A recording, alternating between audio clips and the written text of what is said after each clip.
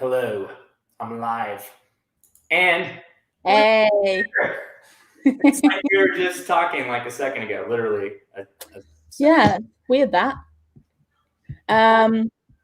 What am I doing? I'm so happy to be here. Look, you know what?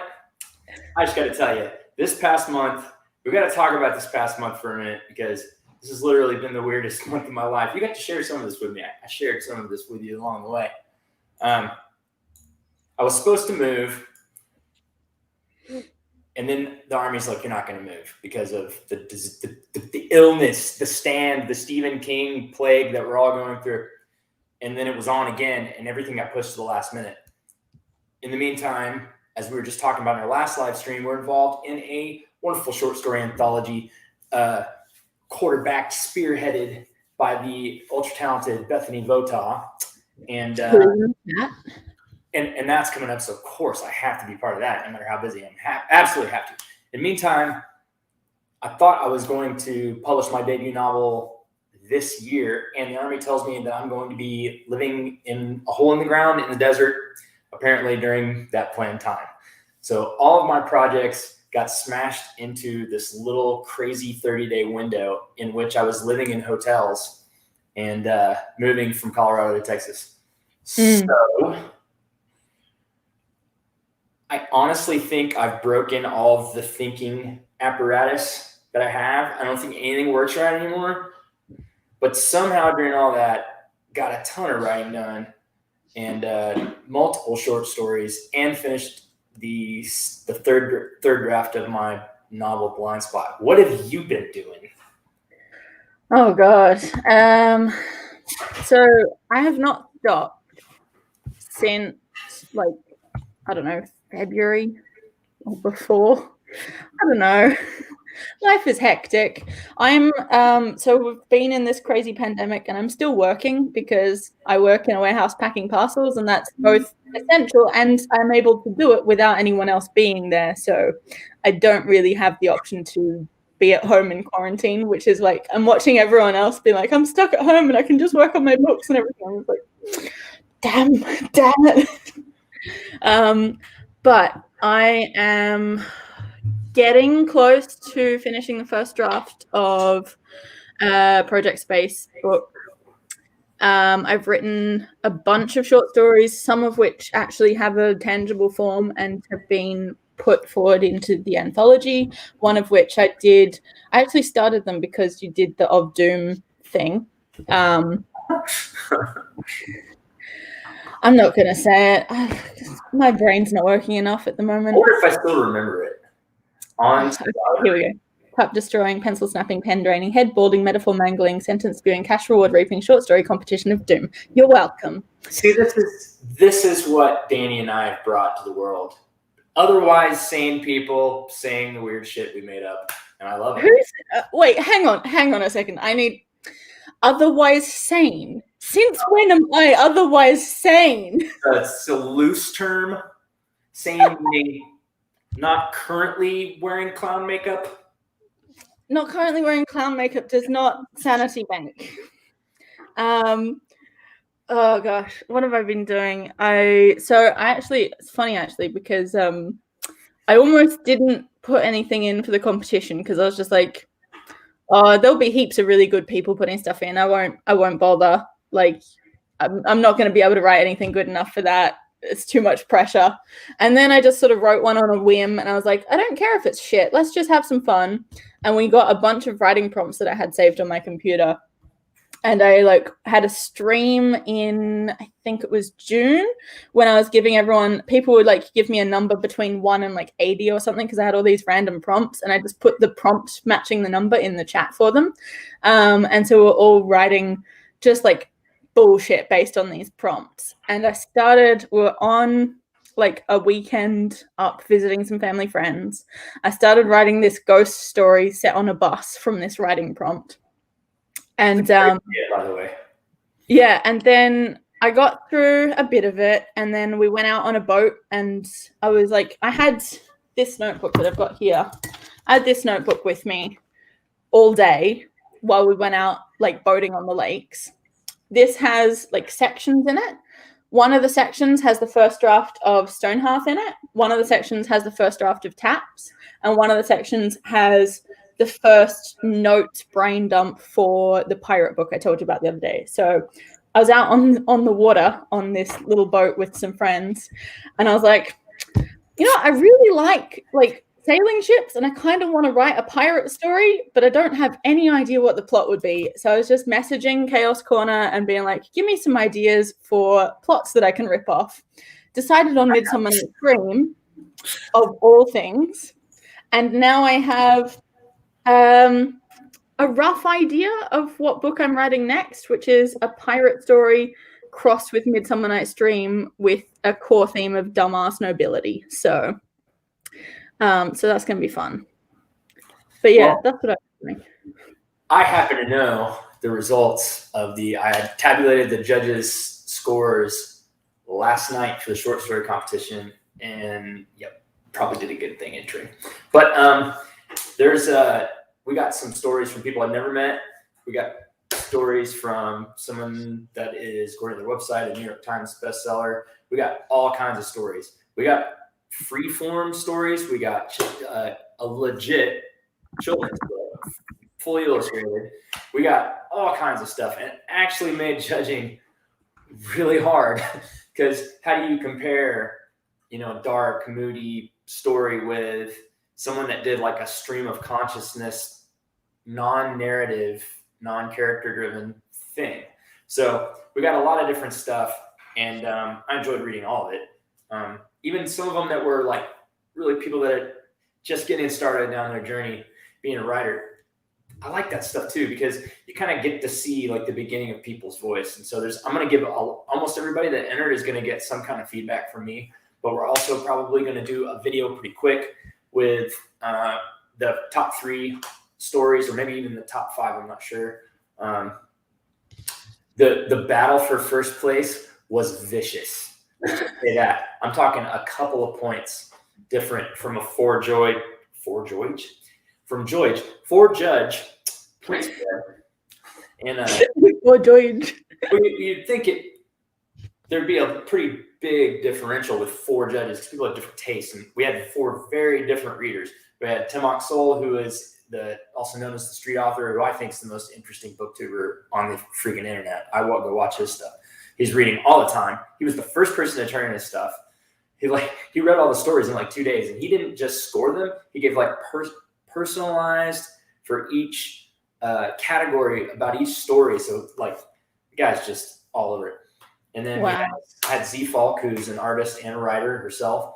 And obviously my bald brother from another mother, Danny Ranger, who I barely ever do anything without Danny. I don't even know why I would.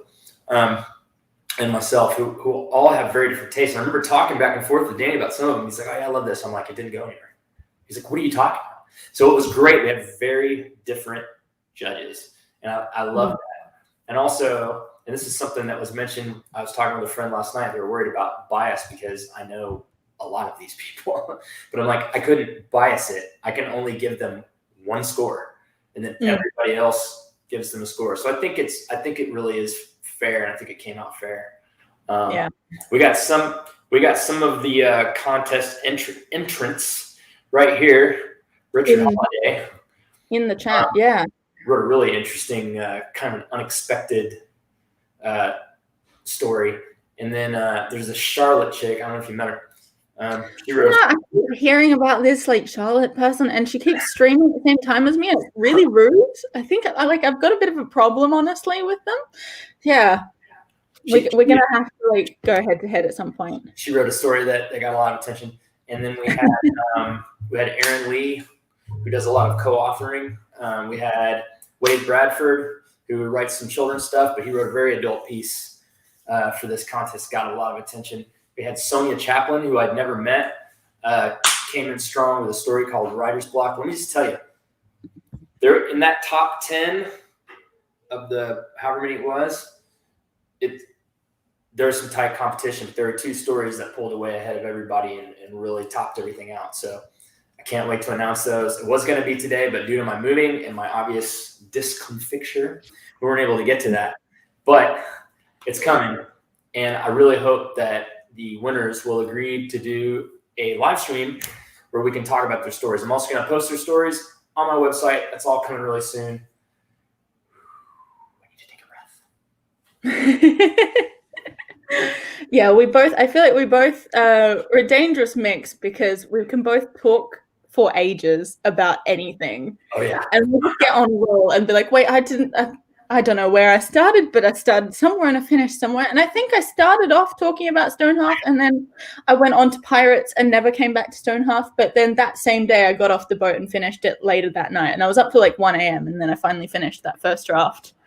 But I wrote like the entire draft in one day and then left it for, I don't know, a few days, and then came back and rewrote it, and then came back and rewrote it again. Yeah. So how long did it take you total to finish first draft if you took those sessions and smashed them together and just said X number of hours? How long would you say? So probably, the first draft that was just the handwritten one, probably maybe 5 or 6 hours, because it ended up being around 3,500 words. I think the first draft was probably like just under 3K handwritten, and then what was it like? Then there was a lot of restructuring happened in the next rework, which is when. So I went through, restructured, and wrote new sections on paper, and then wrote the whole thing into Scrivener in the same sort of session. So I would pause writing into Scrivener, write a new section by hand, add in where it went. It was a bit like, it was very chaotic, but it ended up relatively good. And then I left the digital version for another few days and then came back. And I find it really easy to edit when I get my computer to read the story to me, because then I can hear if I've missed any typos, or I can hear if a sentence sounds weird. And it's easier than just standing there reading it myself, because it's like a different voice, and it's easier to have enough distance to, oh my God, that's a great title. We need to do that. But it's easier to have enough distance to catch little things that you might miss otherwise. But yeah, the first draft, probably around 6 hours, I think, on and off. Okay. So I really wrote 3 stories for the anthology that we're all working on. By the way, we just mentioned that in the beginning. Anthology coming out. Look for Twisted 10 on the Instagrams. They're on the ground. Yeah. And I really wrote 3 stories for it. And one of them just rolled off, the story reunion, which you read. Like, I didn't even have to slow down. That was fucking love that story. That came out like 2,000 words a day. It was done in like 3 or 4 days. And then, or another one, which since you haven't read it, called Swords, or The Last Winter, and I couldn't figure the ending out. I still don't know if that's the ending, and that just happens sometimes. On our first draft, like, I had to take my own advice and always telling everybody, I just smash through, you can fix it later. But I got stuck, and I was like, damn, I don't know how to, like, what, I've been building this thing, and it's like up building, and like, what happens? I have no idea. And I do that. I pants short stories. I don't plan them at all. I plan books because I don't want to wander for 120,000 words. But I'll wander a little in a short story. But this time, it got me. And it got me thinking about other people's process. I'm like, once I start going on something, I do it every day. There's no skipping around or anything like that. If I'm writing a first draft, I don't do anything else. I'm writing the first draft. And I know some people have like 16 projects and like they're jumping all over the place. I do that. Like, I have that thing on my mind all day. When I get up in the morning, I'm thinking about it. I take a shower, I'm thinking about it. When I go take a walk or take a run, I'm thinking about it. So I don't know how anybody writes 2 things at once. I would be lost. Here I am with like 10 different projects in different formats. So but you're about to I also don't know how I do it. But yeah, I think when I'm on a good roll, I'm in that with like a book or whatever. And also I would say I'm similar in that I don't plot out short stories, I just sort of free write them because they usually are pretty short. Like the ones I've got in for the anthology, Stonehearth is the longest, and that's like just under 3,500. The other two are around 1,000 words or under 1,000 words each. But so that's really easy to go and add structure in after. Whereas a novel, you can't really do that. So I tend to like plot out the main points, but then even as I'm writing it, like I got to a point the other day, hey, how you going? What did you say? I'm sorry. Hey, that's great. How you going, not how you doing. But it means the same thing. Yeah. Well, that's been pretty good. We're in a new house. Yeah. Oh, fuck. Sorry. Oh, sorry. It's okay. She knows that word. Yeah, I just accidentally like whacked something and almost knocked over a tripod. All good. What was I saying? Oh yeah, so I structure the main points, and then as I'm writing it, like even I've written 50,000 words of this book before, but now I'm getting to new points, and I'm still like, I don't know exactly what happens in this little section. Like I know the main beats of like they go here, then they go here in a bit, and then they go here, sort of thing, and this happens. But scene to scene, I'm finding new little things and sort of pantsing in between, I guess. I don't know. Just sort of make it up as I go. Well, what I like to do is with the short story, Angie, we were talking about this today. Angie wrote a short story today. Nice. Draft of it. Yeah, first draft. First draft, please start. Somebody said it's the smaller Kent. I have two. I have this one and another miniature human. Yeah. Miniature human, really? Well, you're not full-sized yet. So, oh, hi. We have someone that's never been on the channel before. I'm going to say your name wrong. Angelry. Angelry. Yeah. Awesome. This is Angelina. But yeah, when I'm starting a short story, I start with it's either an idea or a line or sometimes it's a line.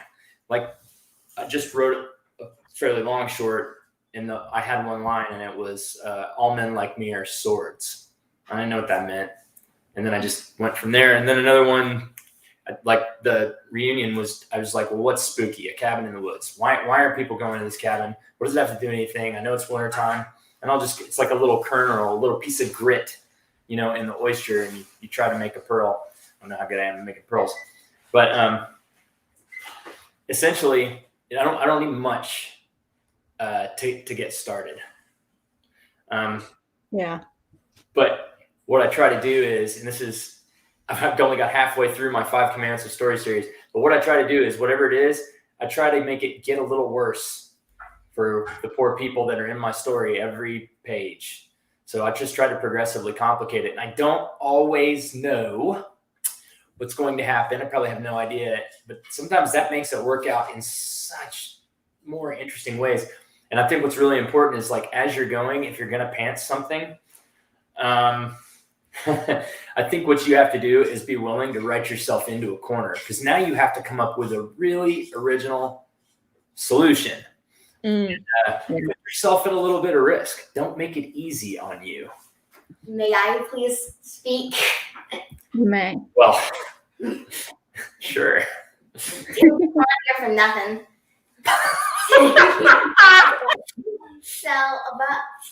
So I heard Dad talking about his cat, how a cabin was going to be an element in his story, and I came up with a story I called The Little Cabin, about a girl living in a cabin with her parents until one day the little town of Cabin she's in.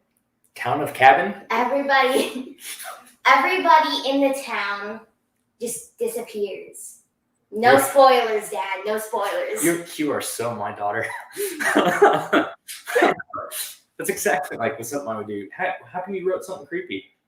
Because the theme of your anthology thing is Twisted Winter. It does take place during wintertime. So I went with a scary theme. Maybe it might make it in there. Who knows? So Caleb was asking from the chat, how long are your shorts? How about you, Charlotte? Mine, if they end up actually being a short, like around usually under 5K. So 2 of the ones I've put in are under 1,000. One of them is around 3.5. So they're generally relatively short, but then I haven't written that many lately. And a lot of the stuff that I have in my like Scrivener for short stories is just like brain dump ramble. I was like, there's something in here I could use at some point, but it's not really a proper short story. So yeah, usually pretty short compared to yours of like 10,000 words. But also I have ideas that then like they start out as a short story idea, and then I realized very quickly this is way too big. This is more like a TV show idea than a short story idea. So yeah, so I don't know. I haven't attempted to properly write any of those yet. Well, I think I do my best work between 5,000 and 15,000 words. You little giggle box. And I think I could write shorter stuff, and I've been kind of inspired by Bethany Vota to write some shorter stuff, and I've actually got some stuff in the works. But the thing is, once I've started something, and this is something that I really encourage younger writers, when I say younger, meaning in your journey, not your age, but I encourage younger writers to do is when you start something, you need to finish it. Even if it's not good. And people are like, oh, well, I'm going to abandon this or work on this. You got to stop doing that because you've just found a way to never get to the end. If you're going to write a 10K or less short story and you start writing, you should be like, I need to be done on Saturday. Not, I'll finish this eventually, because if you don't get in the habit of finishing, then you don't have any stories. Yeah. Yeah, that's a Neil Gaiman quote. Oh my gosh, someone just, I've been waiting to say this for a while, but someone commented, this child is my spirit animal. Bethany Bota also said, can Shawn Jr. win a spot in the anthology? Maybe. That's my maybe goal. Don't encourage her, people. What are you doing? Why don't you go do preteen things? Oh, and don't worry, I'm still working on my novel too. They're not worried. Don't worry. Okay. Yeah, of all the people here, I think Angie is the one we're less worried about the least, because she actually has her shit together. Well, the weird thing is Angie's like, I want to write a book too. How do I do it? And I said, okay, I taught her the hero's journey, and I'm just figured out the hero's journey and then start writing it. So she did that. She mapped out the hero. She went on Trello, and some other friends of mine use that to write. I use Scrivener, but she went on Trello and basically did a card for each stage of the hero's journey and made her own little science fiction. It's like a cross between Harry Potter and Star Wars. I want to read that. So do I. Colin Clark. Morning. Your name has been on my mind, buddy. Your entry to the short story contest was amazing. It's called On the Death of the Old Man. I've read it 3 times. Can't wait to talk to you about it. We're going to have to chat.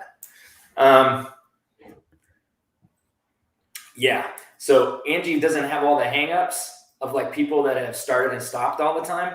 Because she's just writing the next part and the next part and the next part. And I told her not to worry about if it's good or not. Just write it. Yeah. She just does it. Like, it's what kids are amazing. Like they don't have all our craziness where we're like, I don't know, is this good enough? She's like, no, just writing what happens next. Figure that out later. Yeah, that's the way to do it. And as Neil Gaiman says, finish things. He almost the same. I just finished his masterclass for the second time, and even though there's not a lot of like technical content, it's very inspiring. One of the things I liked a lot about it was kind of the same mantra I've had since I started when I was writing in my hole, and it's that you start off by write more than what you're doing. If you want to get better, write more than what you're doing. And then finish things. And if you're writing more and finishing things, then you need to start worrying more about quality, and like, but you have to get it in that order. You need to be finishing. You need to be writing a lot. You need to be finishing things, and then you can start going, what am I saying? Do I have anything to say? Yeah, that's definitely the point. And like, even since starting like YouTube, that's what I've been doing. Because I don't know if anyone's like gone back and watched my AuthorTube newbie tag, but like, there's like a question there is like, are you published, self-published, yet to be published, whatever. And I was like, I don't know at this point. I'm just trying to finish a draft. Like, that was my only goal at this point. And now I'm like in a fucking anthology, and I was like, when did that happen? Like, I didn't start this with plans to be a published author or like even an author. I was just like, I write stuff. Let's do it a bit more. This will be fun. And boom. So I've come here to YouTube to put pressure on everybody to finish shit. And I like to set up situations in which people feel like they have to finish stuff, because we all have this way of forgiving ourselves of like, oh, I had to take a mental health day, and I had to self-care. Needed more self-care. Maybe you're caring for yourself a little too much. Maybe you need to go and finish that thing. That's what I'm saying. Yeah. Look, I was supposed to be finishing the Project Space draft. When was it? Yesterday? Day before yesterday? I haven't, but I'm a lot closer. So there's that. But also, I just did not write much of anything through all of May and until the start of June. And actually, the short stories is what got me back into writing, because I think I just needed to. I was like, oh shit, I've left Project Space for so long. It's too hard to get back in. So then I started on a short story and then moved over, and that got me back in, which was good. But like, May was a mess for me. I was intending to keep going, and then just work changed, life changed, work and life changed. My brother was having a kid. Everything was happening. I bought a car. Like, it was just hectic. And nothing happened. And then I looked back and I was like, oh, fuck. Did not write. I wrote like maybe a few thousand words in the entire month, which on my current track record is not good. But on the plus side is like, what you can learn from that is like, coming out of that, I'm like, okay, word goals don't work. I need to set a time goal, because that will make me make time every day to sit down and write. And so now I go to work, I'll get home, and then around like 7 or 8 in the evening, I'll sit down at my computer and like open up Scrivener and do whatever. And as long as I'm writing in something, I count that as progress, because like I said, I've got like 10 projects on the go, but I'm trying to focus a lot mainly on Project Space so that I can get it finished. But as long as I write something every day, that's a bonus, even if it's just a note about some cabaret stuff or whatever. But I think it comes in stages. I think you start going, hey, I just need to write every day. And I think everybody's kind of been there. And then you start doing that, and you start realizing that it's actually not that hard. I'm going to say every day. I mean, come on, people. Somebody's like, well, I missed 3 days last year. Okay. Congratulations. You have a stable life. But I would say once you got to progress, and you've got to stop just going, okay, I'm writing every day, because like all things, you can't stay where you're at. You have to move forward. Yeah. So once you're writing every day, Charlotte, maybe it needs to hit the next stage and go, okay, now I need to say what projects matter, and set deadlines and start finishing them. The thing though is, now that I have 3 different projects with deadlines, which makes it tricky to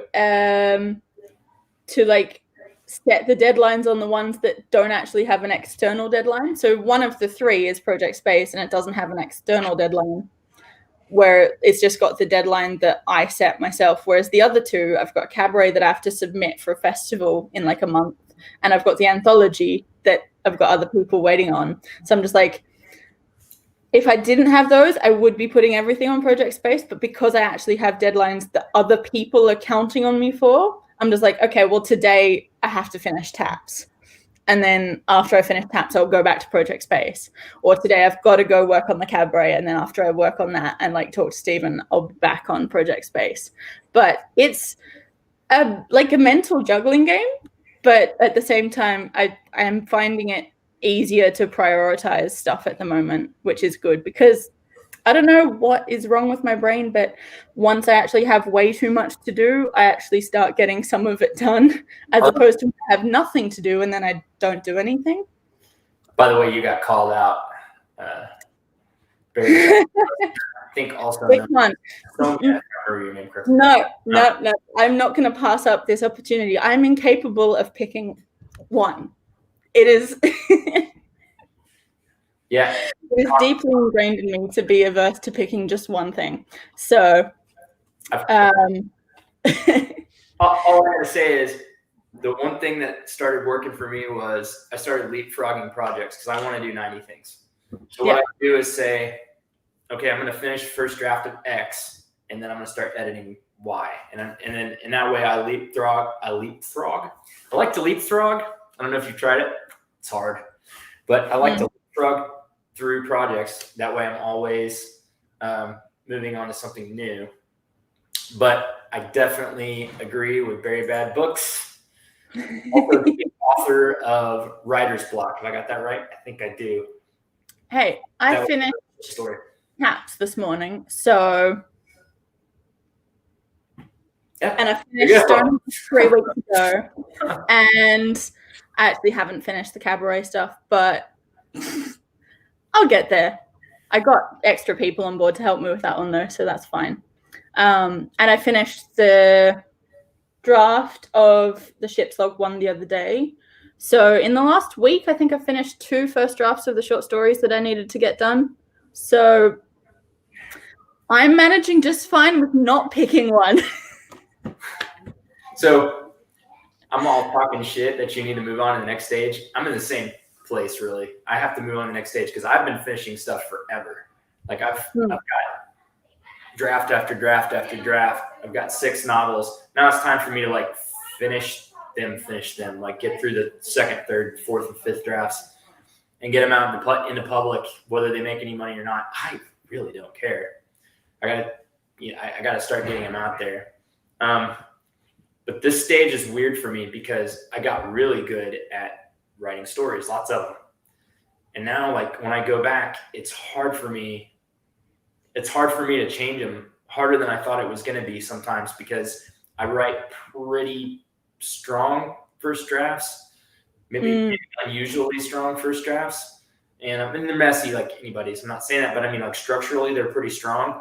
So it's really hard for me to like find the place to put the pry bar in to like make it better. And I think that what really people like you and Z and Bethany Votan, all the friends that, you know, we've all been kind of coalescing lately, is that I have people to send it to and go, is this any good or not? Because like I never knew. And now is, well, I like what Ben said here, fear of dying with unpublished work, motivation. I feel you, Ben, but you've already got a couple of books out there. So, but definitely what I want to know is how to get to the next level where I'm really polishing things, because until I worked with Bethany on the short story Lydia, I had literally never done a polish at all, like, which is the right word kind of thing. I've always been structure. So like, it's really hard for me to go in and change things. It's like I'm beating up on my children or something. I hope they didn't hear that. I haven't gotten quite to that point, but I do find it easier to cut things because I just cut it into a dump document. So I feel like I'm not like getting rid of it if it's something I really like, and I can come back and use it later if I decide that it's good later on and I want to use it for something else, it's there. But like I can cut it out of a story to make the whole of the one that I'm focusing on better, which makes it easier because then it's like the kill your darlings but you've still got them there for later if you really decide that there's something you want to focus on. This is a good question. And that is also a good question. Which one should we tackle first? I don't know. Let's go with very bad because she wanted to sprint and I didn't want to. So I feel bad. So have 100 projects. Sure. Yeah. So at the moment, I'm forcing myself to finish Project Space because I really want to work on the pirate book, and I'm not allowed to start pirate book until I finish Project Space.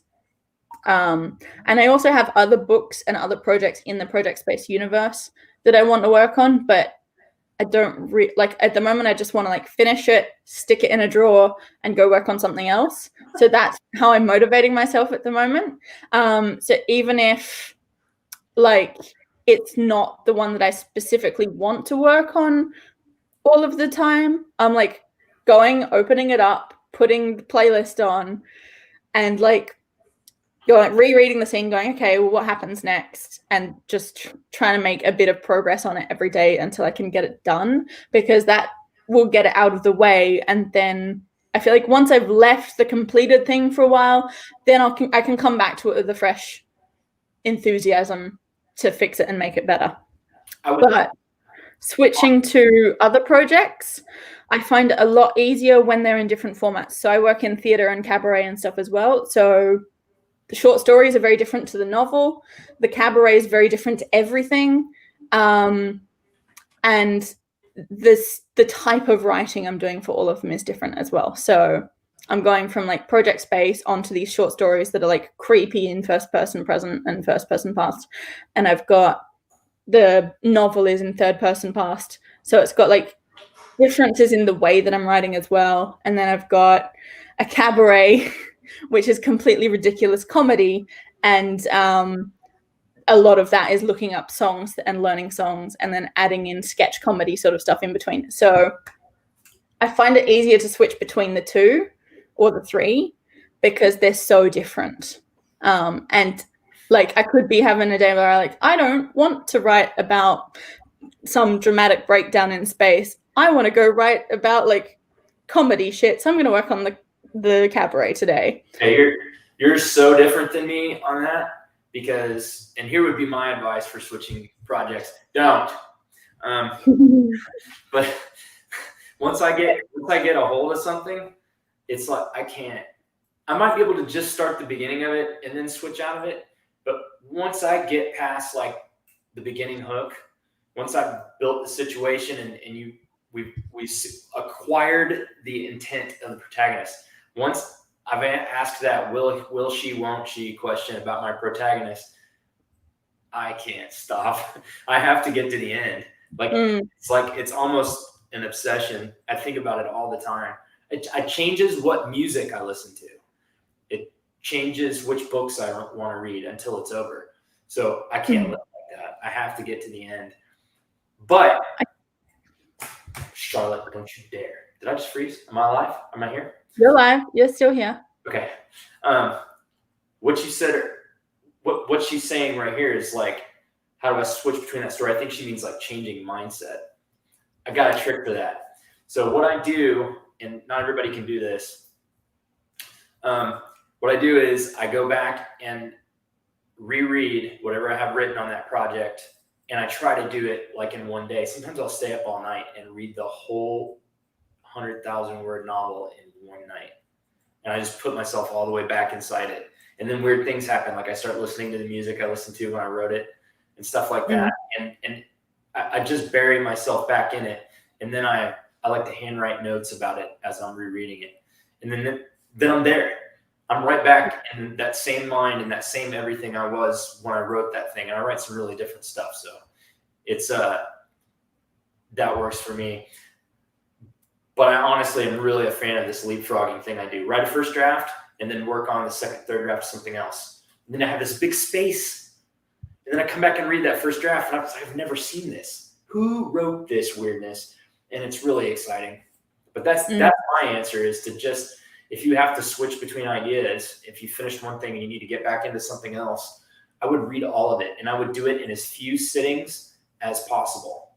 In other words, just put the whole thing back in your brain in one chunk and have that notebook ready, because things are going to come to you that never happened before. Yeah. Yeah, I do something similar, but like I don't have enough first drafts yet to do that with. So in as much as possible. So like, and for getting back into project space, I've never really left it for the last 8 months. Like I've allowed myself to be distracted and do short other projects, but nothing has been like another novel. So I think that helps as well, in that I've always got project space in the back of my mind. So I only really have to put the playlist on and jump back into the last bit that I was writing, or sometimes skip back to, like, if I've forgotten something from the beginning, skip back to where I know where it is to check stuff. And then it's easy to get back in usually.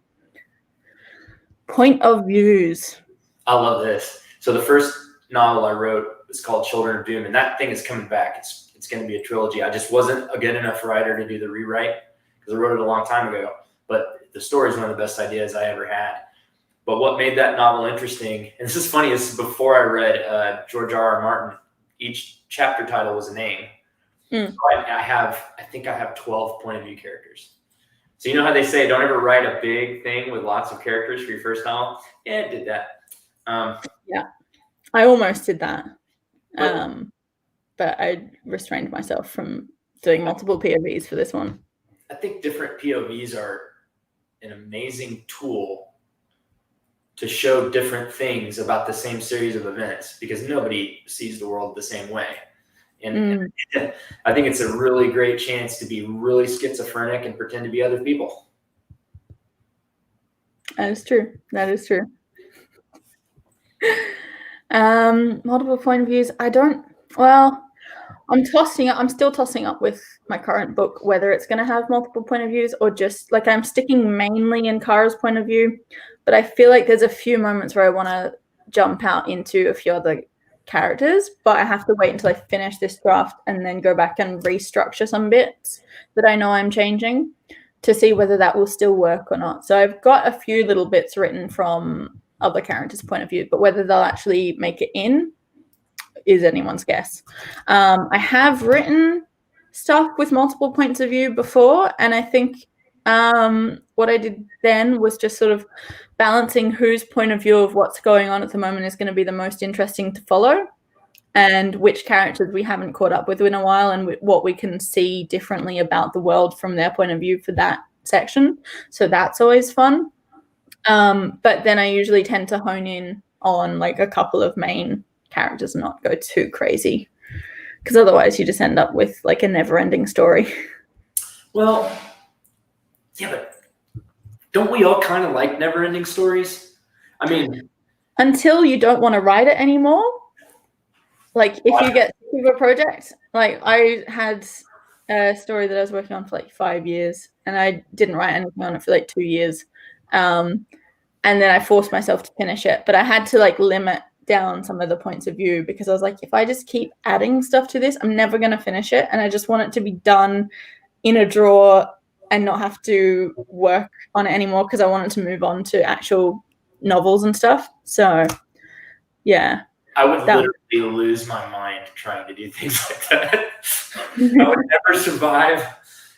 I started a story. I now have to finish the story, and I have to finish this. And if it's taking too long, I will do crazy things. I'll be like, okay, dummy, what time is it? Oh, it's 3 p.m. You can stop at midnight. You have to know how this ends. And if I'm not doing a good daily pattern or something like that, I just start feeling everything else I'm doing feels like crap. Yeah. With me. There's something wrong with all of us, to be honest, though. So, but yeah, I think the difference is that you've written 6 books or whatever and established a routine of how you do it. I haven't gotten to that point yet. Like, I'm still making shit up as I go. Like, I started AuthorTube going, I don't know how to write a book. Let's find out together. And it's been a mess. But I think going into Pirates, once I finish this draft, I'm going to have a lot better idea of, and I'm going to finish that draft a lot quicker than I did Project Space, because I'm going to have a much better idea of what the fuck I'm doing, for starters. Also, that book is going to be multiple points of view, so that'll be an interesting experiment as well to work out. In regard to like Zoe's question before. So, is this your 5-book series? My brain hurts. I feel weird. Yeah. That. So, 2 main characters not know each other exist, but regularly cross paths. They come together in the final book. They regularly cross paths, but don't know they exist. Are they not very observant? Just kidding. But yeah, that absolutely can work. And by the way, if anybody tells you that something can't work and you have an idea that you think is off kilter and weird and something like that, you're probably onto something, and you should probably hang in there and get it.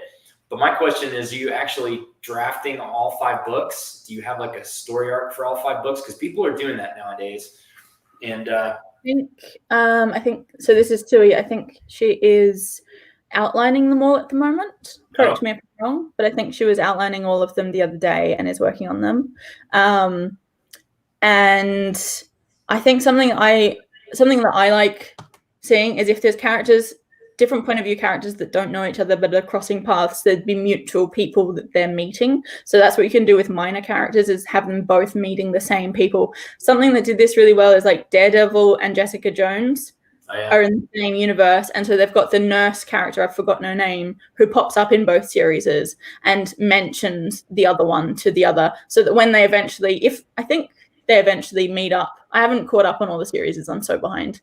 But like then when they eventually meet up, you're not as jarred by them being in the same like area, because you've had those little Easter eggs of crossover. So I think that can really help. Or what you could do is you could have like a whole book of one character's perspective with the minor characters, and then a whole book from the other characters, and then have not until the end where they cross over. So you could do, I think Becca did this. She had 2 separate series, and then she did a final book for both series where they crossed paths and the 2 main characters sort of like butt heads and become each other's antagonists from 2 separate series that she wrote in the same sort of sci-fi world. And that's another sort of thing you can do. Well, I think what really matters is, and I'm the structure weirdo, story nerd, but I think what really matters isn't the POV is just a narrative device. The story is the story. So make sure that your story is in line, that it has some kind of pivotal arc that matters, that it has some kind of theme. Then those POV characters, if they embody the theme, the counter theme, or have something to do with it, everything's good. I mean, the story always comes first. Honestly, I think story comes before character, because characters can't just do whatever they want, or it wouldn't be the same story. They might do something else. I always joke that like people are like, my character just did what they wanted, and I'm like, it's just you, man. Just stop that crap. You decide what they do, and what they do is character. Character isn't. Oh, she has this quirk where she wears rainbow colored socks. I'm not calling you out, Bethany, because I think you actually did that. Were they kitten socks? But no, but what I mean is it's what they do that defines them. You know, we're not our gushy feelings inside. We're not our quirks and our knickknacks. Actions. We are what we produce in the world. So if someone saves the day, they're the hero, even if they're a jerk. If someone, if someone provides for their family, but they're a sullen whatever, then that's a dad. You know what I'm saying? So like, it's the products of your actions that make you who you are. It's not what you feel inside. It's not how you talk.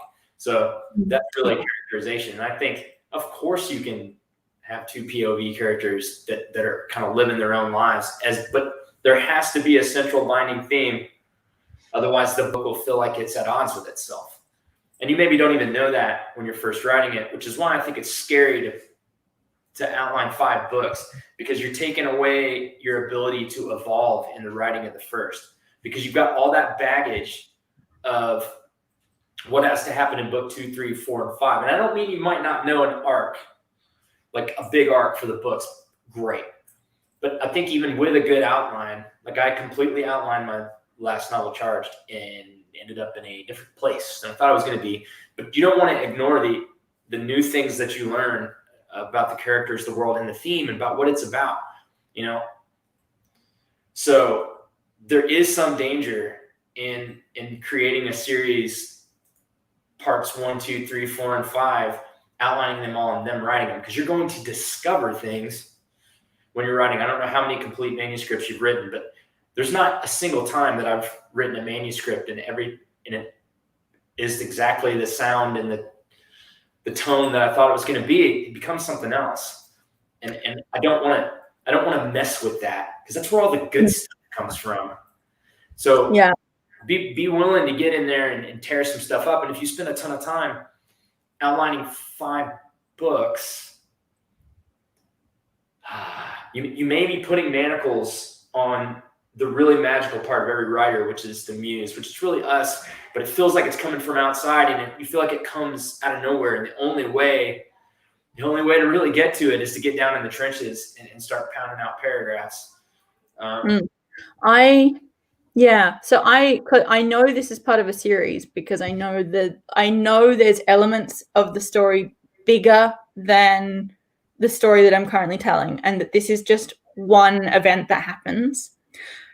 But while I know the arc, as how you put it, but I don't know what happens in the next book. I have scenes that have popped up that I've written down, like 2 characters getting into a gunfight in a donut shop, or something like that. So I've got like random ideas that pop up that I know are in the universe at some point, and I've got 2 characters that are at each other's heads in the first book that I'm like, okay, in the next book, they have to be forced to work together on something, because that will be both hilarious and it will give them a lot of character development. And I just can't wait to write that scene. That's legit. Because it's some of my favorite stuff. Is just like the bickering dialogue happening in the most high stakes, inappropriate situation, where they're just like, we're getting shot at, we shouldn't be having this argument right now, but we still are.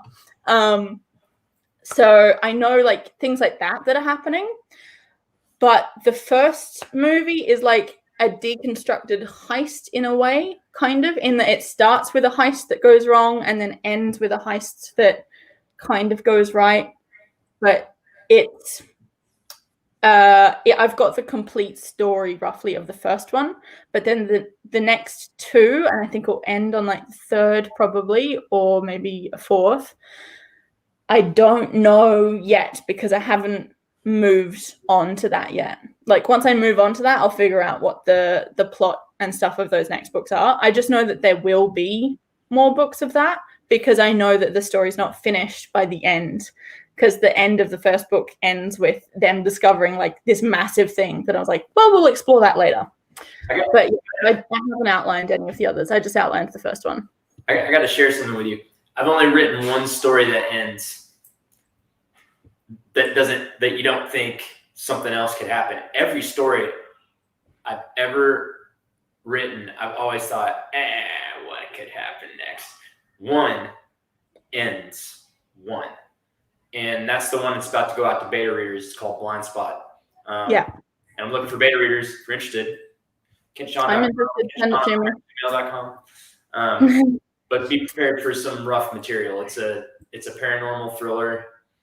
So you got a super cop FBI agent against kind of an archetypical evil monster gangster in Los Angeles. They call him the Devil of Los Angeles. And they find out that there's a lot more than meets the eye to this situation.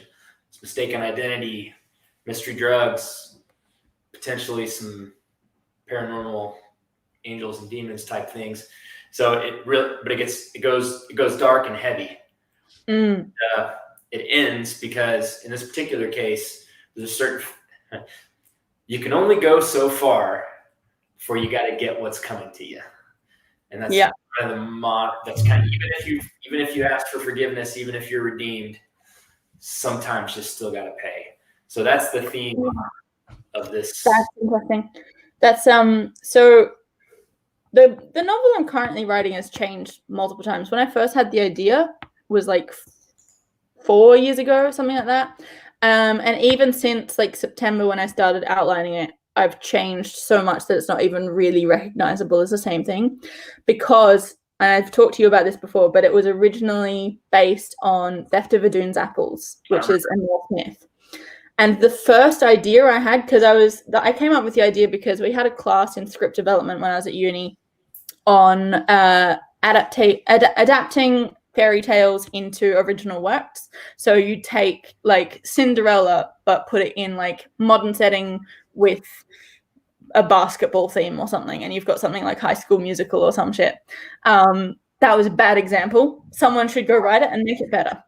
But I basically went through and I was like, I can't think of any fairy tales that I actually would want to spend enough time on to turn them into a play or a short film or anything. And at this stage, it was a script idea, because I was still very much in theatre land, and the only stuff that I was writing that wasn't scripts was fan fiction. So I wasn't really thinking about writing books at that stage. But it was like, I had the idea. I was like, okay, well, I don't like any fairy tales enough. What story or what like sort of old stories could I take that I would want to do? And I immediately thought of Theft of Adoon's Apples, which I've known this story for so long because we did it as our grade 4 play when I was in primary school. Pardon? I mean, a young joke. 4th grade, so 2016? I'm just kidding. No, more like 2000 and something. 2006. 2006. So you're about 10 years off. I don't even remember. It was a long time ago for me. But that story is stuck in my head because I really loved the dynamic of this ostracized outcast character that is like Loki, who's like the mischief god that no one really takes seriously until suddenly he has like power over life and death of all of the gods. And I was like, I like this idea of like an outcast that suddenly holds sway of the survival over the place where they've been the outcast. So that is an idea that I think I will go back to and write actually. But when I was thinking about adapting it, and this is where I've gone on a massive tangent. You'll see how I got onto this tangent in a sec, but how I originally was trying to think of ways to turn this story into something that would make sense in like a more modern setting was I was like, okay, well, where can you have this sort of situation? And the first thing I thought of was like a sort of mafia gang war situation. And I didn't end up going with that because I was like, that's so much research that I have to do. I'm not sure if I want to research a heap of mafia shit at the moment. And then after like around like August, September last year, I came up with the sci-fi setting, and that just worked. Everything sort of slotted into place. And I was like, okay, this works a lot better. I can make shit up. I can do fun like space research, and I don't have to research mafia stuff as much. So that's, but that idea of like the mafia thing is still in the back of my head, and I might go back and write it someday. Do you have an idea notebook? I've got like a stack of old notebooks where there's stuff and everything. I still have, I think, the original notes from drafting. I could actually go like look in my pile of notebooks and probably find the original notes that I scribbled down when I was in uni, writing that idea down for the first time, because it started out as a script for a short film idea, and evolved into this. Charlotte, you're scattered to the 4 winds with all the stuff you got going on. I don't know. This is just anything. This is the previous of how I got to the current point in that book, which has now changed a lot and doesn't have like the outcast storyline anymore. But it's changed into something a lot more like sci-fi, cyberpunky, and action. And it's different enough that I can take that original story idea and turn it into something new. I froze, but I'm still here. Yeah. I'll be back. I can still hear you. Your video is frozen. I lost my camera, my whatever you call it. What's that thing that you go on the web and have a camera? Oh, web camera. Webcam? Yeah, so I'm actually using a DSLR right now. I've never done that before. It's kind of interesting. Ah, interesting. Yeah, I've never done that either. I'm just using the one from my laptop because that tends to work. But yeah, I'll probably pick that up as like if I get in the mood to write something in the sort of like gritty crime genre, I'll pick that idea back up and run with it. Because I still really like it, but it's just in a notebook somewhere waiting to be revisited one day. I have a lot of ideas like that I've just like put on a shelf somewhere, and I'm like, I'll come back to that one day later.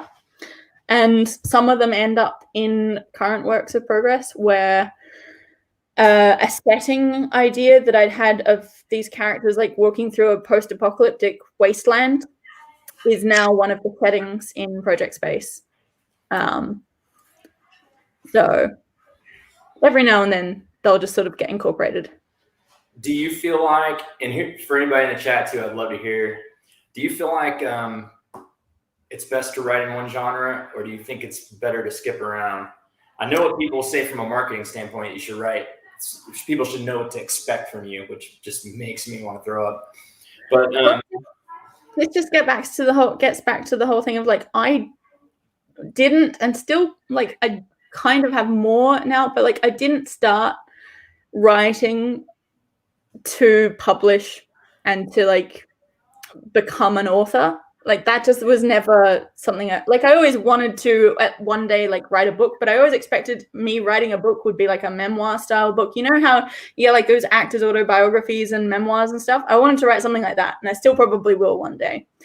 But like my writing stuff was like short films and theater and stuff. So I was writing stuff to make a visual storytelling in a way, and I think that plays into writing a bit as well. But where was I going with this? Genre and marketing stuff. That was never one of my goals, so I just write what I want to write, and then I'll figure it out once I've got some stuff that I've written. So I take genre really seriously, but when I say it, I don't think it's what everybody else means. Because if I say genre, people go, I write sci-fi. And I'm like, okay, that's a reality genre. I'm talking about content genres because that's what stories really are. You're writing an action plot, a love story, a horror story, a thriller, crime, war, performance. I think I'm missing one, but you get the idea. Because they have things that have to be in them. So or it is not that kind of story. So people are like, I can't be pigeonholed into writing genre like that. And I'm like, that'd be like somebody that makes chairs say they can't be pigeonholed into them having legs. Action stories have to have a hero at the mercy of the villain scene. Go ahead, find one that doesn't. I dare you. You can't. I mean, mine does. It's buried at the bottom of the rack, the discount rack, or in movies, it's in and out of the theater in a day. Yeah. So, like Bethany says right there, it's an obligatory scene. Obligatory scenes in convention, every genre has it. So that's one. I think genre is critically important, but I like to bounce around between thriller and action and horror, and then reality genre. I think do them all. I mean, why not do science fiction? Why not do fantasy? Why not do contemporary? Why not do it all and just play with little tweaks and things like that. And yes, Tori, I'm big on the story grid. Honestly, I'm big on the people from whom the story grid ideas were extracted. So just quickly, The Story Grid is a book by a very famous editor named Shawn Coyne. He's been Big Five publishing editor for like 25 years. He edits all of Stephen Pressfield's stuff like The War of Art, Gates of Fire, Legend of Bagger Vance. And he wrote a book called The Story Grid, What Good Editors Know. It's about editing. So what he does is he breaks down story structure in a very, it's just easy to understand. But I didn't come to those concepts like the 5 commandments and turning points. I didn't come to those through Story Grid. I came to them through a script writing guru. I just dropped his name. It'll come to me. Robert McKee, and through reading Carl Jung, reading psychology. So Carl Jung's Archetypes in the Collective Unconscious, and Joseph Campbell's Hero with 1,000 Faces. All those things kind of have been being pushed together by a group of intellectuals and storytellers for a long time. Shawn just gave stuff names and made charts so that you could see it. So I highly recommend Shawn Coyne's Story Grid for people that are looking for a way to diagnose their stuff. It's not going to teach you to write. I'm sorry, you got to just write. There's no shortcut. But what it can do, you can come back to a scene and say, what's the problem? And then you can point to it and go, nobody makes a choice. You can't have a scene where no one makes a choice. And then you can diagnose, did the choice matter? Did the choice change the polarity of the story in any way? And if it doesn't, it needs to go. So it's a diagnostic tool. So you'll hear me saying stuff like 5 commandments of story, turning points, value shifts all the time. All it is they're words that we can use to talk about stuff you should already know. Because story doesn't progressively complicate. That means that your hero's just walking between the raindrops and everything comes easy. Like, I want cake, and there is cake. You know, there's nothing happens. So yeah, I would say that I'm big on the story. I'm big on the concepts that built the story grid as much as I am the story grid. But I like using that terminology because I can hand you a PDF of the book and we both know what we're talking about. So now if you send me some pages and I go, hey, scene 3, bro, nothing happens. Nobody makes a choice. You need a crisis and you need to progressively complicate that crisis. We can both slap 5 and know what we're talking about. But normally when you send someone a story and they read it, they go, you know, when they go to the restaurant, it was just so-so. And you're like, thank you for that constructive criticism that I cannot use in any possible way. Yeah, it gives you a vocabulary to work with in terms of when you're critiquing and like you said, diagnosing where you need to make adjustments in the stories. I think that's how I use it as well, because I will outline broad strokes of what the story is, but I don't know what's happening in every scene. I'm not like an outliner where I outline every scene. I just sort of start writing. And then when I'm coming back, or if a scene isn't working, I will look at it and go, okay, why is this not working? And that's when I'll look at the structural stuff. That's when I'll look at things. And that's the next sprint is just me and Kent talking for another 20 minutes. I've never done a sprint on a stream. I may someday. I may do it for you. Sonia. Yeah. You can come sprint with me whenever you want. I swear I'll do sprints, but I'm having fun. We'll all be riding and you'll just be doing sprints actually running around the block. So here's an interesting, talking about different genres, but all my stories are about family and where family's a theme. Yeah. So theme and genre, playing with juxtaposing interesting themes with interesting genres can really do cool stuff, because you can put things like, you can make an action story all about family, or a horror story. I just wrote a horror short story, and the theme is the desperation to be one with your family. The theme is that feeling of isolation, and you're willing to do anything to be part of the family, literally in this case. So I'm sorry, I just keep laughing. I just saw that at the same time. No sprints. Hey, but I like your short story, so cut me some slack. We did sprints on mine. You can go watch the replay if you're that desperate. I never did get the sprinting thing. Whenever I come on, I just talk to everybody. If I'm on it, I very seldom sprint because I write when I write. Like, I do sprints as an excuse to do a stream so I can talk to everyone. That's what I'm saying. Like, I'm really just want to talk to everybody. Yeah, because I already did my writing today. But I can't concentrate. I can't concentrate with the chat going by. I would have to turn the whole thing off, and then why am I there? Fair, yeah. What are we talking about? Genres and stuff, and mixing genres and themes. And yeah, I think what people like think of as genres, it's like where they're like put in different sections in the library, like fantasy, science fiction, or whatever. I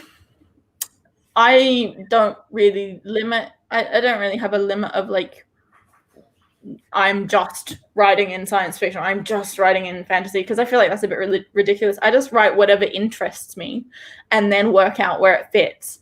And I will look at stuff like Ken says, of like an action story needs a hero at the mercy of the villain thing. I'm writing an action story, and that's one of my first scenes. And it also comes up later on, I think, as well. So it's kind of nice to hear that and be like, oh, I'm doing something right. Well, but at the same time, like, just write what you want to write, and then use like structure and things to work out what's not working and to work out how to fix anything that needs fixing. That's what I'd say. Well, originally I really got into that stuff. Like I said, I started off with Carl Jung and Joseph Campbell, and then went to like Robert McKee and some others, and then I ended up with Sean Coyne stuff, because someone I was chatting with online about archetypes and the kind of primal story elements, and like, hey, you should check this out. They've got terminology for it, instead of having to read Carl Jung blather on about the shadow for freaking 37 pages.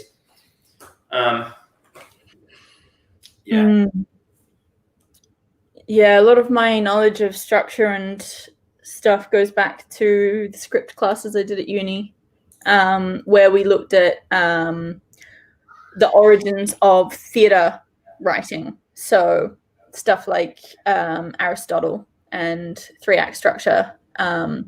We had some good classes on like creating characters that have conflict and obstacles in the way of like wants and needs and stuff like that. And I kind of have forgotten a lot of it, but I think it's still sort of in the gray matter swimming around back there. So when I'm thinking about creating characters, I'm just like, well, there needs to be something in the way of what they're trying to get. Otherwise, you've got nothing to drive the story forward. And I think driving the story forward was like one of the main elements of the playwriting classes that I had, because that's one of the main like takeaways that I've had, is like I work off of a 3-act structure, so you've got to like build up to the like climax point, and the way that you do that is like try something, doesn't work, try something else to try, and it just progressively gets worse and worse, or like harder and harder to solve the problem until they can get to the point where they can solve the problem. So I think that is just one of the main things that I have taken and use inherently when I'm writing, without even thinking about structure per se. So that's what Brandon Sanderson calls tri-fatal cycles. That build up to an all is lost moment, when you tried everything, now you put all your chips on the table and it doesn't work. And it doesn't work. And you're just like, well, fuck.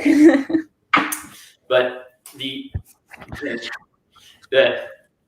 I'll tell you something that'll freak you out. So if the hero tells you their plan, it's not going to work. If they don't tell you their plan, it's going to work. They'll ruin every TV show ever. But well, no, I already like, I'm watching stuff and I can see as soon as they say something like they'll just tempt fate, then I know immediately that's what's going to happen. There's so many things, and the best ones is when they will twist it in a way where one character will say something so you think it's going to happen a certain way, and then they'll twist how it happens into a way that you weren't expecting it, but it's still satisfying in that you're like, oh, well, it kind of happened, but it was not what I expected. Yeah. I kind of want to ask Colin a couple questions. I know it's late there. So Colin's book sported some very interesting line-by-line work, the short story for the short story competition. It was one of the smoother reading pieces actually in the bunch. And but me and him would probably butt heads on story structure. So there's a style of story that he kind of wrote, and that there's actually a lot of stories like that in this short story competition, where people are essentially remembering things and then revealing things about themselves as they go through a place and remember things happening, doing things like that. I never write anything like that. All of my stuff is event happens, person reacts, I always do very linear stories like that, but that seems to be a style that people are really gravitating to. I kind of wonder how people come to that style, because for me it's always inciting incident, make it get worse, try to solve the problem. Oh my God, this sucks. All this lost moment. We win or we lose. Yeah, that's the structure I generally work to as well. It's the structure everybody generally works with, because that's what stories are. But so if you're working in more of a literary sense, though, instead of because you can think of literary as a genre where it's really just about mood and language and trying to evoke something, rather than having a plot that's based on like solving problems.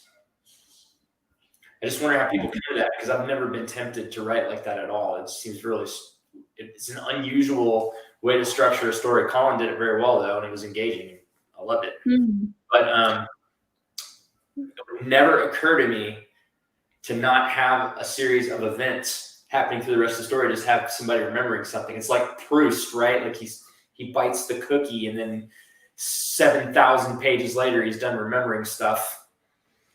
Like I could never even think to write like that. How'd you come up with that, Colin? Answer me. Yeah, that's interesting, because I've got a lot of like random note rambles that would fit into stuff similar like that, but they're my sort of like ideas shelf stuff, not actual stories, I guess, for me. So sometimes I will write like stream of consciousness random stuff, which is just like an exploration of an idea or something. But yeah, no, I've never really thought of them as, I guess it's because I work really within the 3-act structure, is that I'm just like, oh, well, I need to find a structure for this story to work it. So I don't really, I don't know. How do you come up with that? Colin, answer. Tell us your ways. I've got to get Colin on a stream, because I got a million things. I've got a million things I want to ask him about that story. We'll see what happens. I got another question for you, Charlotte, though. While we've been doing this anthology thing, and you're reading everybody's stories, and you're getting in there, bye-bye, very bad books. Bye-bye. Lots of B's in that sense. Have fun writing. Yep. Can't wait for my email. You're all going to get it on the same day for the contest. I'm not going to send ones and twos. You're all going to get it the same day. All right. That's sort of an answer, Colin. Sort of. But anyway, I have another question. You're reading all these anthology stories. You're reading all these other people's stories. And they're asking for feedback. And I think my feedback tends to be like, I don't get it. What's going on here? Why didn't this happen? And then I'm done reading, and I go back and reread my own comments, and I think people maybe want to punch me. But I missed it, Colin. Anyway, how do you want to receive feedback on your story? Like, do you just want to say, I liked it, I didn't like it? Do you want people to offer potential changes, or do you just want them to say, this is where I get stuck? I found your comments actually really useful, because they highlighted, like I said, I think I said it earlier, where I was like, they basically just called bullshit on some of the stuff where I was going, I hope people won't notice this massive like plot hole. But I don't know. I tend to work on the like feedback sandwich method, where you say you sandwich your critique in between things that you liked about the story, because then it sort of like offers a cushion for whatever. And that's something that they taught us when I was in my theatre degree, was like giving feedback for other works. So I tend to work in like, if it's interesting. I tend to work in like I only give feedback if it's going to be constructive or offer some sort of encouragement or whatever. So, but receiving feedback, I want to know if something confuses a reader, or if something is not clear, or if something just seems wildly implausible. I don't necessarily want solutions. Although sometimes some suggestions can be helpful of like possibly something like this, because that will sort of help me get an idea of what I need to be reworking. So I found your suggestions the other day really helpful, of like a moment getting on the bus to establish character. Like that's a really good suggestion, because I'm like, okay, well, I can come up with what that is, but it helps me know what I need to include. Whereas if someone's going through line by line being like, oh, I would use a different word here or whatever, unless they're like an editor like Bethany, if it's like a critique person rewriting, I'm just going to be like, no. But if it's things like, why the fuck didn't the husband notice them jumping off a bus? I'm just like, yes, that is a valid point. I need to bring him in later so that he wasn't there for that, because otherwise that's like a plot hole. My number one comment lately for people that are at a certain stage of their writing journey is, I'm concerned that nothing has happened yet. Yes. That is a recurring theme, because and bye-bye, Bethany. If I'm 3 paragraphs into a 10-page story and I'm halfway down the page and nothing's happened, I'm really concerned. Like, what's going on here? Even if the writing is beautiful, and that's some of the problem. Like, there's some people that are such good line-by-line writers, they get enamored of description and things like that. And it's not that I don't like, I don't like beautiful language. I do, but somebody needs to throw a pie or drop a refrigerator on someone's head really soon, because nothing's happening. And that's always my number one concern, and the first thing I bring up to people. And I think it's really common that people's stories don't start where they think they do. I think that's really useful feedback as well, because I know, like, when I was reading through your comments on Stonehearth, I was like, yeah, that's a good point. So that's definitely, it gives me as a writer something when I go back to redraft to look at and be like, okay, I need to bring in some sort of action a little bit earlier here, because it does get to that eventually, but it did take several paragraphs before anything actually kicks off. And so there's like a few establishing moments that need to go in with the setting and the scene and everything and what's happening. So that, I find that really useful. I've forgotten what your original question was. Was it something about like, how do you like getting feedback? Well, for me, whenever I want feedback, the things that I want, and I'm really trying to figure this out because I'm about to start with the beta reading process, and I'm not going to read the whole thing and get back to me. I'm going to be like, read these section, answer these 5 questions, and then give me a call right after you read it. And let's talk about these things. And I want to know, when do your eyes glaze over and you want to put it down? That's number one. Yes. And everything else is kind of not as important, because they're not getting to the next page. Next, what didn't you understand? Because it's really weird. One person gets everything. The next person's like, I have no idea what you're talking about. And maybe I have one phrase or one clarifying remark that turns that all around. And I want to do that. The very last thing I want to hear about is the language. And I think that's probably my weakness and what I need to work on. I try to write really plain language, which is just this happens, this happens, this happens, and then let the story stand for itself. I think I need to learn to be a better line-by-line writer. Take a page out of Colin's book. But story always comes first to me. So I want to know, did you like the story? Did you want to know what happens next? Did you get what was happening, and where did you get bored? If you tell me that stuff, it's probably going to get me a long way. And also, when I'm having somebody beta read, I haven't polished anything yet.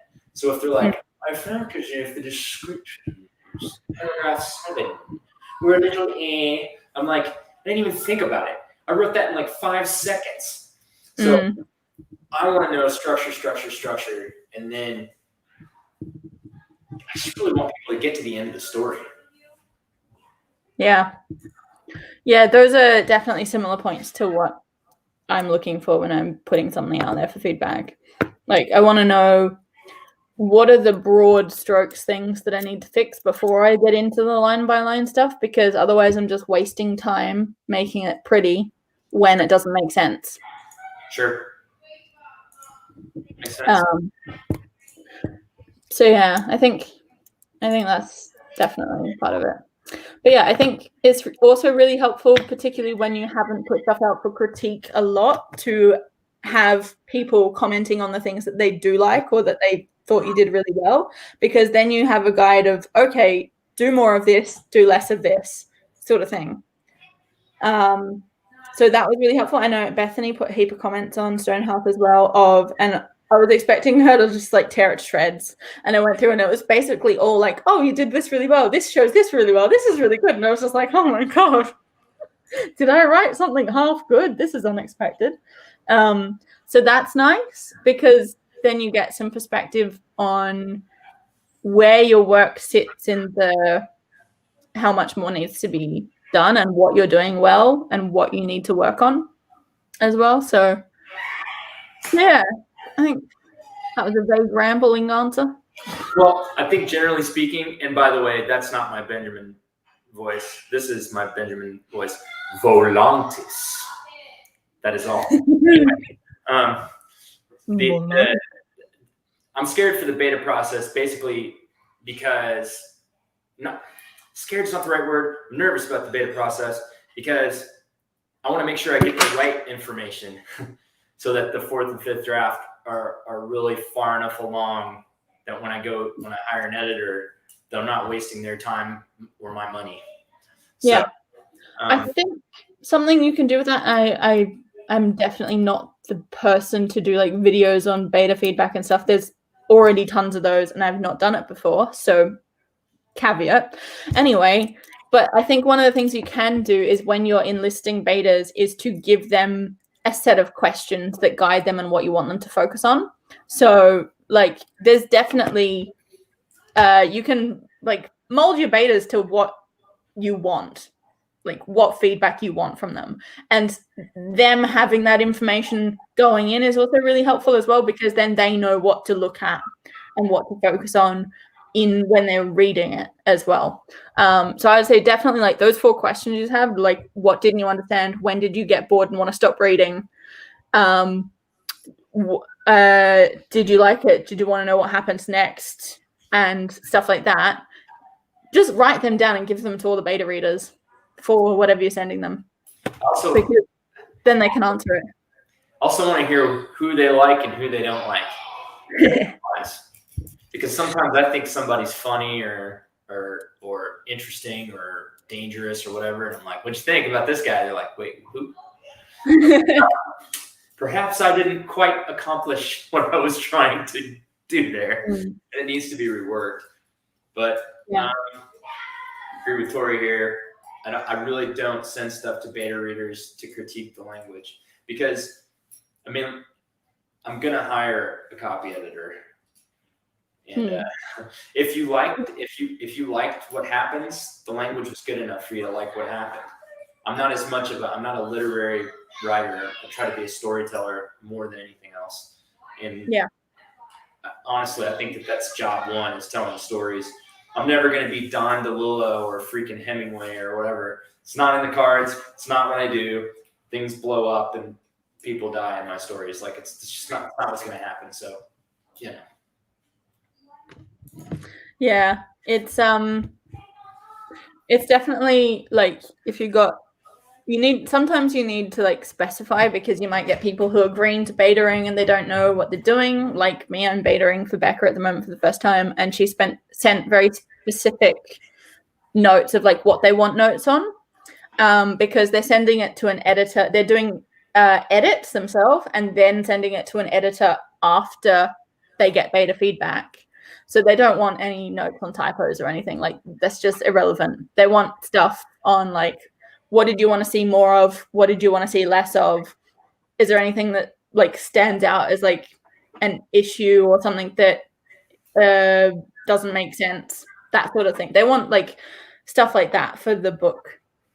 And then they will work on the structural stuff and then send it to the editor for the copy edit. So typos and rewriting sentences is just not really helpful when that's the stage of like critiquing that you're looking for. That's what you get an editor for. And I think that's something that people who are planning to beta read need to understand as well. Like they need to look into like what feedback the author is looking for that book, and what will be the most constructive in helping them make the best book. And you're not rewriting their book. So also, like, I'm hesitant to offer suggestions on how to rewrite something. I'm more likely to offer it in a potentially something like this, or a this is what's not working about this for me style way, because the author will know the book better than you do, and they'll know how to fix it and still keep it their book. It's 4 a.m. Get some sleep. Get some sleep, Sage. Have a good night. Yeah, I can't wait to do the beta thing. I like doing things that make me nervous, so I'm looking forward to it. And I was tempted this week to go back and polish language, to like try to clean up the language now that I've got the story straight. And I was like, don't do it, dude. It's such a bad move, because I'm probably going to change parts, and then I just got to go right back and polish something new. So I'm not going to do it. I'm going to leave it as is and be brave and hope that people understand where it's at, and then move on. And then I wasn't sure if I wanted to do betas, and and then a developmental editor, or a developmental editor and then betas, because think it through. Like, you're going to pay somebody a couple $1,000 to dev edit your story, and you've already made changes for betas. And they're like, you should really change this to this. And you're like, oh, crap. You know, how to rewrite this? And I got a lot of questions that I need to study up on. And where do I find a balance? Because betas are readers. So if those people like reading it, and then developmental editor with their pinky in the air goes, no, I think you should change this, then I'm not sure which way I'm going to go with that. Well, you can always do multiple rounds of betas. I think that's what a lot of people do as well. Hi, Tessa. But you could do like a round of betas, and then if you decide you want to do a developmental edit, do that, do the edit, and then send it out to more betas and see. And you could even send it out to the same betas and see their thoughts on the changes and whether they like things that have been changed or whether they preferred the previous version. But yeah, it's again, I'm probably not the person to be enlisting for advice on this sort of stuff, because I have not done it. But yeah, it's definitely a process, and it can be a bit messy when you're figuring it out. And it's chaotic. What can I say? Well, I will say that it's been super exciting. It's been, oh, hey, Clara, haven't seen you in a long time. What's up? Hello. Nice to see you. I really think it's been exciting, the little group we've been putting together. It's growing all the time, hanging out on Discord and doing all that stuff, because now when I reach out for beta readers, there's people there that just go, yeah, sure, I'll read that. I'm like, you will? You're going to spend how many hours reading this stupid thing I wrote? And it's just amazing. It's really been a great experience, and I think everybody needs to build a little writing circle like this. I don't even know how it happened. It just happened, but yeah, it's definitely really helpful. And I think that's been like one of the major things that's improved my writing in the last almost year, is just writing a lot more and then getting feedback on stuff that I've written that sort of helps you know what areas. And like, even like the other day, I sent some very old writing to Z to read. And one of the things that she picked out was like, oh, I love the way you write action. I was like, I hadn't thought about it until now, but that's some of my favorite things to write. And so like adding that into the stories that I'm already writing just makes it more enjoyable for me. And I know that I do it okay. So that's fun. And it can, like, getting outside perspectives can give you a different perspective that you may not have thought of before, which is kind of the whole point. Yeah. Feedback is crazy important. And sometimes although lately I felt like I've been like hungry for it. I'm like sending old stuff out to people. It's like, I've never gotten any feedback, and now I can get some. I'm kind of like addicted to it. I want it all. Hey, you want to read this other thing that I wrote? 5 years. Yep. But I like reading other people's stuff too. It's not like I would have never asked people to read stuff, and then I won't. I'll absolutely read whatever you got. Yeah. Yeah, and I'm at a similar stage, but now I just have to write stuff for people to be able to give me feedback, because I'm just like, I'm getting addicted to like the quick turnaround. That's why I'm getting so into short stories at the moment, because I can get that out in like 2 weeks and then get feedback on it, and I'm just like, yes. Whereas with the novel, it's taken me like months to get it into shape, into like to even finish. So yes, Colin, it is the Author Pals one that Bethany has that we are referring to.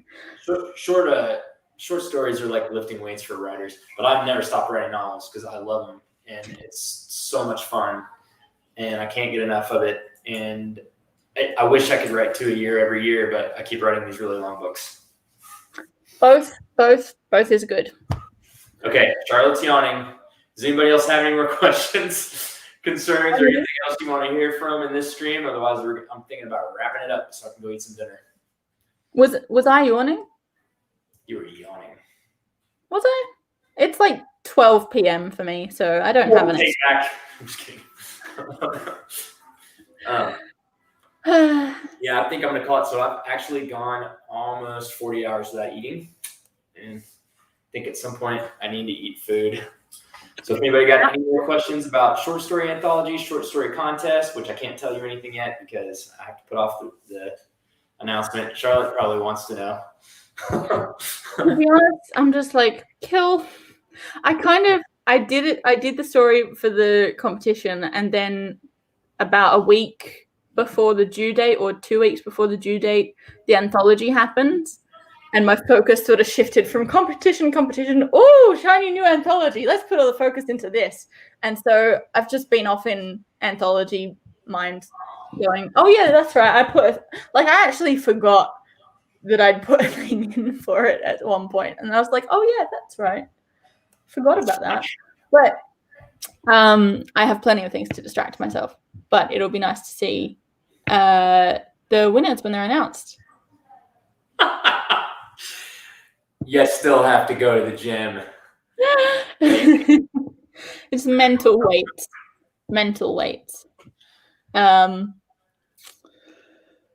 I've forgotten what I was gonna tangent about, but doesn't matter. All right, I'm gonna wrap this up. I'm gonna go eat a steak. So thanks everybody for coming, and be prepared. Announcements coming soon. New videos coming soon. I've got my 200 subscriber gag reel coming out soon. Me and the kids are really excited about that. Yes. Short stories from the short story competition going to be up on the website very soon. Winners announced very soon. All kinds of stuff going on. Stay tuned. Charlotte, thank you so much for being here. You're welcome. Anytime. I had a great time. And thanks, everyone. Good night.